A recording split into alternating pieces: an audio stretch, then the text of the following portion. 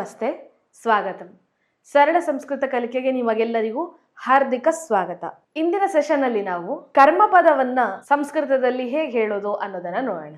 ಒಂದ್ ಸೆಂಟೆನ್ಸ್ ಅನ್ನ ಕನ್ನಡದಲ್ಲಿ ನೋಡೋಣ, ಅದರಲ್ಲಿ ಕರ್ಮಪದ ಹೇಗೆ ಬಳಕೆ ಆಗಿದೆ ಅನ್ನೋದನ್ನ ಮೊದಲು ನೋಡೋಣ. ರಾಮನು ಕಾಡಿಗೆ ಹೋಗುತ್ತಾನೆ. ರಾಮನು ಕಾಡಿಗೆ ಹೋಗುತ್ತಾನೆ. ಇಲ್ಲಿ ಕಾಡು, ಕಾಡಿಗೆ. ರಾಮನು ಎಲ್ಲಿಗೆ ಹೋಗ್ತಾನೆ ಅಂತಂದ್ರೆ ಕಾಡಿಗೆ ಹೋಗ್ತಾನೆ ಅನ್ನೋದು ಉತ್ತರ ಅಲ್ವಾ. ಸೊ ಇಲ್ಲಿ ಕರ್ಮಪದ ಯಾವುದು? ಕಾಡಿಗೆ. ರಾಮ ಸೀತೆಯನ್ನು ನೋಡುತ್ತಾನೆ. ರಾಮ ಯಾರನ್ನು ನೋಡ್ತಾನೆ?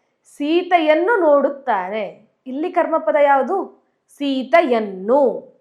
ಸೊ ಸೀತಾ ಅನ್ನುವಂಥದ್ದು ಇಲ್ಲಿ ಕರ್ಮಪದ ಆಗಿದೆ. ಸೆಂಟೆನ್ಸ್ ಅಲ್ಲಿ ಹೇಳ್ತಾ ಸೀತೆಯನ್ನು ಅಂತ ನಾವು ಬಳಸ್ತೀವಿ. ಕೆ ಅಥವಾ ಅನ್ನು, ಕಾಡಿಗೆ, ಸೀತೆಯನ್ನು, ಈ ಎರಡು ತರದಲ್ಲಿ ನಾವು ಕರ್ಮಪದದ ಪ್ರಯೋಗವನ್ನ ಮಾಡ್ತೀವಿ ಅಲ್ವಾ. ಸೊ ಇದು ಎರಡು ಅರ್ಥದಲ್ಲಿ ಕರ್ಮಪದದ ಪ್ರಯೋಗವನ್ನ ಸಂಸ್ಕೃತದಲ್ಲಿ ಹೇಗೆ ಮಾಡ್ತೀವಿ ಅನ್ನೋದನ್ನ ನೋಡ್ತಾ ಹೋಗೋಣ.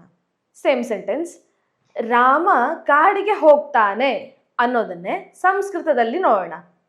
ರಾಮ ಅನ್ನೋದಕ್ಕೆ ರಾಮಃ ನಾವು ನೋಡಿದೀವಿ ಮೊದಲೇ ರೂಪವನ್ನ.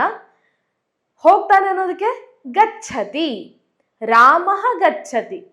ಸೊ ಈಗ ಕ್ವಶನ್ ಬರೋದೇನು? ಎಲ್ಲಿಗೆ ಅಲ್ವಾ. ಎಲ್ಲಿಗೆ ಅಂತ ಕೇಳೋದಕ್ಕೆ ಕುತ್ರ ಅಂತ ಕೇಳುವಂಥದ್ದು. ಕುತ್ರ. ರಾಮಃ ಕುತ್ರ ಗಚ್ಚತಿ ಅನ್ನೋದಕ್ಕೆ ಆನ್ಸರ್ ಏನು? ವನಕ್ಕೆ, ಕಾಡಿಗೆ ಅಂತ ಹೇಳ್ಬೇಕಲ್ಲ. ಇದಕ್ಕೆ ವನಂ ಅಂತ ಬಳಸುವಂಥದ್ದು. ಹೇಗೆ? ವನಂ. ರಾಮಃ ವನಂ ಗಚ್ಚತಿ. ರಾಮನು ಕಾಡಿಗೆ ಹೋಗುತ್ತಾನೆ. ಇಲ್ಲಿ ಕರ್ಮಪದ ವನಂ ಅನ್ನುವಂಥದ್ದು. ವನಂ, ವನ, ವನಂ. ಸೆಕೆಂಡ್ ಸೆಂಟೆನ್ಸ್, ರಾಮನು ಸೀತೆಯನ್ನು ನೋಡುತ್ತಾನೆ ಅಂತ ಎಕ್ಸಾಂಪಲ್ ತಗೊಂಡಿದ್ವಲ್ಲ. ಸೊ ಇದನ್ನ ಸಂಸ್ಕೃತದಲ್ಲಿ ನೋಡೋಣ. ರಾಮ, ರಾಮಃ ಅಂತ ಸಂಸ್ಕೃತದಲ್ಲಾದ್ರೆ, ನೋಡುತ್ತಾನೆಗೆ ಪಶ್ಯತಿ ಅಂತ ಆಗುತ್ತೆ. ಪಶ್ಯತಿ. ರಾಮಃ ಪಶ್ಯತಿ. ಯಾರನ್ನ? ಸೀತೆಯನ್ನ ಅಲ್ವಾ. ಸೊ ಸೀತಾಂ ಪಶ್ಯತಿ. ಯಾರನ್ನ ನೋಡ್ತಾನೆ ರಾಮ? ಸೀತಾಂ. ರಾಮಃ ಸೀತಾಂ ಪಶ್ಯತಿ. ಸೀತೆಯನ್ನು. ಸೀತಾ ಅನ್ನುವಂಥದ್ದು ಆಕಾರ ಅಂತ ಸ್ತ್ರೀಲಿಂಗ ವರ್ಡ್ ಅಲ್ವಾ. ಮಮ ನಾಮ ಸೀತಾ, ಸಾ ಸೀತಾ ಅಂತ ಬಳಸುವಂಥದ್ದು ಅಲ್ವಾ. ಸೊ ಇದನ್ನೇ ದ್ವಿತೀಯ ವಿಭಕ್ತಿ ಅಂತಂದ್ರೆ ಕರ್ಮಪದದಲ್ಲಿ ಬಳಸ್ಬೇಕಿದ್ರೆ ಸೀತಾ ಇರುವಂಥದ್ದು ಸೀತಾಂ ಅಂತ ಆಗುತ್ತೆ. ಸೀತಾಂ. ರಾಮಃ ಸೀತಾಂ ಪಶ್ಯತಿ. ರಾಮಃ ವನಂ ಗಚ್ಚತಿ. ವನಂ ಅನ್ನುವಂಥದ್ದು ನಪುಂಸಕಲಿಂಗನೆ, ವನಂ ಅಂತಾನೆ ಶಬ್ದ. ಅದಕ್ಕೆ ಕರ್ಮಪದಕ್ಕೆ ವನಂ ಅಂತ ಶಬ್ದ ಬಳಸ್ತಾ ವನಂ ಅಂತಾನೆ ಆಗುತ್ತೆ. ಕುತ್ರ ಗಚ್ಚತಿ? ರಾಮಃ ವನಂ ಗಚ್ಚತಿ. ಸೊ ಈಗ ನಾವು ಕೆಲವೊಂದಷ್ಟು ವರ್ಡ್ಗಳನ್ನ ಅದರ ಕರ್ಮಪದದ ಪ್ರಯೋಗದಲ್ಲಿ ಹೇಗಾಗುತ್ತೆ ಅಂತಂದ್ರೆ ದ್ವಿತೀಯ ವಿಭಕ್ತಿಯಲ್ಲಿ ಆ ವರ್ಡ್ಗಳನ್ನ ನಾವು ಹೇಗೆ ಹೇಳೋದು ಅನ್ನೋದನ್ನ ನೋಡ್ತಾ ಹೋಗೋಣ. ತುಂಬಾ ಈಸಿ ಆಗಿದೆ. ರಾಮಃ ರಾಮಂ, ಸರಿನಾ. ಲಕ್ಷ್ಮಣಃ ಪೃಚ್ಛತಿ. ಲಕ್ಷ್ಮಣ ಕೇಳ್ತಾನೆ. ಯಾರನ್ನ ಕೇಳ್ತಾನೆ? ಲಕ್ಷ್ಮಣಃ ರಾಮಂ ಪೃಚ್ಛತಿ. ಲಕ್ಷ್ಮಣನು ರಾಮನನ್ನು ಕೇಳುತ್ತಾನೆ. ಲಕ್ಷ್ಮಣಃ ರಾಮಂ ಪೃಚ್ಛತಿ. ಪೃಚ್ಛತಿ ಅಂತಂದ್ರೆ ಕೇಳುತ್ತಾನೆ ಅಂತ ಅರ್ಥ. ಸೊ ಇಲ್ಲಿ ರಾಮಃ ಅಂತಿರುವಂಥದ್ದು ಸಹ ರಾಮಃ ಅಲ್ವಾ. ರಾಮಃ ಅಂತ ಪ್ರಥಮ ವಿಭಕ್ತಿಯಲ್ಲಿ ನಾವು ಬಳಸಿದ್ರೆ ಕರ್ಮಪದದ ಪ್ರಯೋಗದಲ್ಲಿ ರಾಮ ಅನ್ನುವಂತಹ ಶಬ್ದ ರಾಮಂ ಅಂತ ಆಗುತ್ತೆ. ರಾಮಂ. ಗಣೇಶಃ ಕಿಂ ಖಾದತಿ. ಗಣೇಶ ಏನನ್ನ ತಿಂತಾನೆ? ಗಣೇಶಃ ಮಧುರಂ ಖಾದತಿ. ಗಣೇಶನು ಮಧುರ, ಸ್ವೀಟ್ ಅನ್ನು ತಿನ್ನುತ್ತಾನೆ, ಮಧುರವನ್ನು ತಿನ್ನುತ್ತಾನೆ. ಮಧುರಂ ಅನ್ನುವಂಥದ್ದು ನಪುಂಸಕಲಿಂಗ. ಸೊ ಅದಕ್ಕೆ ಮಧುರಂ ಅಂತಾನೆ ಆಗುತ್ತೆ. ಸೊ ನಾವೀಗ ಪುಲ್ಲಿಂಗದ ಒಂದಷ್ಟು ವರ್ಡ್ಗಳನ್ನ ಅದರ ದ್ವಿತೀಯ ವಿಭಕ್ತಿಯಲ್ಲಿ ನೋಡ್ತಾ ಹೋಗೋಣ. ರಾಮಃ ರಾಮಂ. ಲಕ್ಷ್ಮಣಃ ಲಕ್ಷ್ಮಣಂ. ಚಷಕಃ ಅಂತಂದ್ರೆ ಗ್ಲಾಸ್. ಚಷಕಃ ಚಷಕಂ. ಆಸಂದಃ ಆಸಂದಂ. ಚೇರನ್ನು. ಆಸಂದಂ. ಪಿಂಜಃ ಸ್ವಿಚ್. ಪಿಂಜಂ ಅಂತ. ಪಿಂಜಂ. ವೃಕ್ಷಃ ವೃಕ್ಷಃ ವೃಕ್ಷಂ. ಶಿಕ್ಷಕಃ ಶಿಕ್ಷಕಂ. ಅಧ್ಯಾಪಕಃ ಅಧ್ಯಾಪಕಂ, ಛಾತ್ರಃ ಛಾತ್ರಂ, ಗಾಯಕಃ ಗಾಯಕಂ, ಮೇಘಃ ಮೇಘಂ, ಮೇಘ ಅಂತಂದ್ರೆ ಮೋಡ ಅಂತ ಅರ್ಥ, ಮೇಘ, ಮೇಘಃ ಮೇಘಂ. ಸೊ ಇಷ್ಟು ಪುಲ್ಲಿಂಗದ ಶಬ್ದಗಳಿಗೆ ಕರ್ಮಪದಕ್ಕೆ ಅವುಗಳನ್ನ ಬಳಸ್ತಾ ಹೇಗಾಗುತ್ತೆ ರೂಪ ಅನ್ನೋದನ್ನ ನೋಡಿದ್ವಿ. ಸೊ ಹೀಗೆ ಅಕಾರ ಅಂತ ಪುಲ್ಲಿಂಗ ವರ್ಡ್ಗಳಿಗೆ ಅದರ ಕರ್ಮಪದ ರೂಪ ಹೇಗಾಗುತ್ತೆ ಅನ್ನೋದನ್ನ ನಾವೀಗ ನೋಡಿದ್ವಿ. ಈಸಿ ಆಗಿದೆ. ರಾಮಃ ಅಂತಿರೋದು ರಾಮಂ ಅಂತ ಆಗುತ್ತೆ. ಲಕ್ಷ್ಮಣಃ ಲಕ್ಷ್ಮಣಂ, ವಿಸರ್ಗದ ಬದಲಾಗಿ ಅಂತ ಜೋಡಿಸಿದ್ರೆ ಆಯ್ತು. ಆಸಂದಂ, ವೃಕ್ಷಂ, ಶಿಕ್ಷಕಂ, ಗಾಯಕಂ, ಅಧ್ಯಾಪಕಂ, ಛಾತ್ರಂ, ಹೀಗೆ ಮುಂದುವರಿಯುತ್ತೆ. ಸೊ ಇದು ಅಕಾರಾಂತ ಪುಲ್ಲಿಂಗ ವರ್ಡ್ಗಳಿಗೆ ಕರ್ಮಪದ ಪ್ರಯೋಗದಲ್ಲಿ ಅವುಗಳ ರೂಪ ಹೇಗಾಗುತ್ತೆ ಅನ್ನುವಂಥದ್ದು. ಇನ್ನು ಆಕಾರಾಂತ ಸ್ತ್ರೀಲಿಂಗ ವರ್ಡ್ಗಳಿಗೆ ಕರ್ಮಪದದ ಪ್ರಯೋಗದಲ್ಲಿ ಹೇಗಾಗುತ್ತೆ ರೂಪ ಅನ್ನೋದನ್ನ ನೋಡೋಣ. ಮೊದಲೇ ನಾವು ಒಂದು ಸೆಂಟೆನ್ಸ್ ಅನ್ನ ನೋಡಿದ್ವಿ. ಏನಿತ್ತು ಆ ಸೆಂಟೆನ್ಸ್? ರಾಮಃ ಸೀತಾಂ ಪಶ್ಯತಿ ಅಂತ ಇತ್ತು ಅಲ್ವಾ. ರಾಮನು ಸೀತೆಯನ್ನು ನೋಡುತ್ತಾನೆ ಅಂತ. ಇಲ್ಲಿ ಸೀತಾ ಅನ್ನುವಂಥದ್ದು ಶಬ್ದ ಪ್ರಥಮ ವಿಭಕ್ತಿಯಲ್ಲಿ ಇರುವಂಥದ್ದು ಸೀತಾ. ಸೊ ಅದೇ ದ್ವಿತೀಯ ವಿಭಕ್ತಿಗೆ ಬಂದಾಗ ಅಂತಂದ್ರೆ ಕರ್ಮಪದದ ಪ್ರಯೋಗವನ್ನ ಮಾಡ್ತಾ ಸೀತಾಂ ಅಂತ ಆಯ್ತು. ಸೀತೆಯನ್ನು, ಸೀತಾಂ. ಲತಾ, ಲತಾ ಅಂತಂದ್ರೆ ಬಳ್ಳಿನೂ ಹೌದು, ಹಾಗೆ ನಾಮಪದವೂ ಹೌದು. ಲತಾಂ ಅನ್ನುವಂಥದ್ದು ದ್ವಿತೀಯ ವಿಭಕ್ತಿ, ಅದರ ಕರ್ಮಪದ ರೂಪ ಲತಾಂ. ವಾಟಿಕಾ ಅಂತಂದ್ರೆ ತೋಟ, ವಾಟಿಕಾಂ. ಪೇಟಿಕಾ ಬಾಕ್ಸ್, ಪೇಟಿಕಾಂ. ಅಧ್ಯಾಪಿಕಾ ಅಂತಂದ್ರೆ ಫಿಮೇಲ್ ಟೀಚರ್, ಅಧ್ಯಾಪಿಕಾಂ. ಗಾಯಿಕಾ, ಗಾಯಿಕಾಂ. ಛಾತ್ರ, ಛಾತ್ರಾಂ. ಸೊ ಹೀಗೆ ಆಕಾರ ಅಂತ ಇದ್ರೆ ಅವುಗಳ ಮುಂದೆ ಅಂತ ಜೋಡಿಸಿದ್ರೆ ಸೀತಾ ಇರುವಂತದ್ದು ಸೀತಾಂ ಅಂತ ಆಗುತ್ತೆ. ಲತಾ ಲತಾಂ, ಶಾಟಿಕಾ ಶಾಟಿಕಾಂ, ವಾಟಿಕಾ ವಾಟಿಕಾಂ, ಪೇಟಿಕಾ ಪೇಟಿಕಾಂ. ಸೊ ಹೀಗೆ ಆಕಾರ ಅಂತ ಸ್ತ್ರೀಲಿಂಗ ಶಬ್ದಗಳ ರೂಪ. ಇನ್ನು ನಪುಂಸಕಲಿಂಗಕ್ಕೆ ಬಂದಾಗ ಇನ್ನು ಈಕಾರ ಅಂತ ಸ್ತ್ರೀಲಿಂಗ ವರ್ಡ್ಗಳನ್ನ ನೋಡ್ಬೇಕು ಅಂತಿದ್ರೆ ನದಿ ಅಂತ ಇರುತ್ತಲ್ಲ, ಅದಕ್ಕೆ ನದೀಮ್. ಸೇಮ್ ಆಕಾರ ಅಂತ ಸ್ತ್ರೀಲಿಂಗ ತರನೇ ಮಕಾರವನ್ನ ಆಡ್ ಮಾಡ್ತಾ ಹೋದ್ರೆ ಆಯ್ತು. ನದೀಂ. ಗೌರಿ ಗೌರೀಂ. ಲಕ್ಷ್ಮೀ ಲಕ್ಷ್ಮೀಂ. ಕೂಪಿ ಕೂಪೀಂ. ಕೂಪಿ ಅಂತಂದ್ರೆ ಬಾಟಲ್, ಕೂಪೀಂ.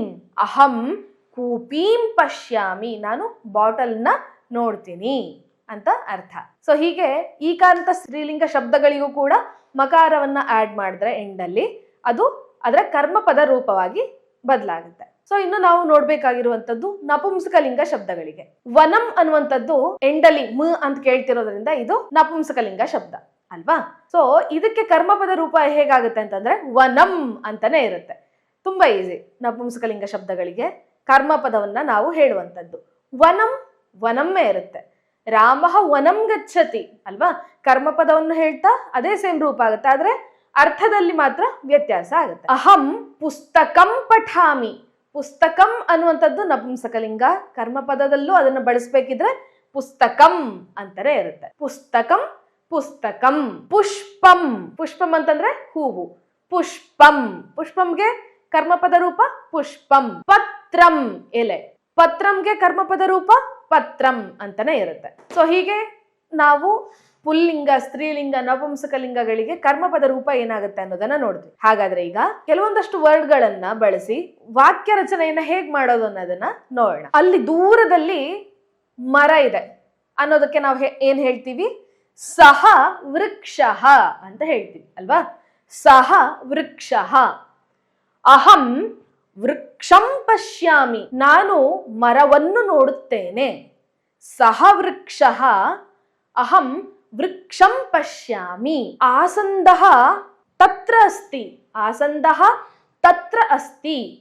ಆಸಂದಂ ಆನಯತು, ಚೇರನ್ನ ತಗೊಂಬ. ಆನಯತು ಅಂತಂದ್ರೆ ತೆಗೆದುಕೊಂಡು ಬಾ ಅಂತ ಅರ್ಥ. ಆಸಂದಃ ತತ್ರ ಅಸ್ತಿ. ಆಸಂದ ಚೇರಲ್ಲಿದೆ, ಕುರ್ಚಿಯಲ್ಲಿದೆ. ಆಸಂದಂ ಆನಯತು, ಚೇರನ್ನ ತೆಗೆದುಕೊಂಡು ಬಾ.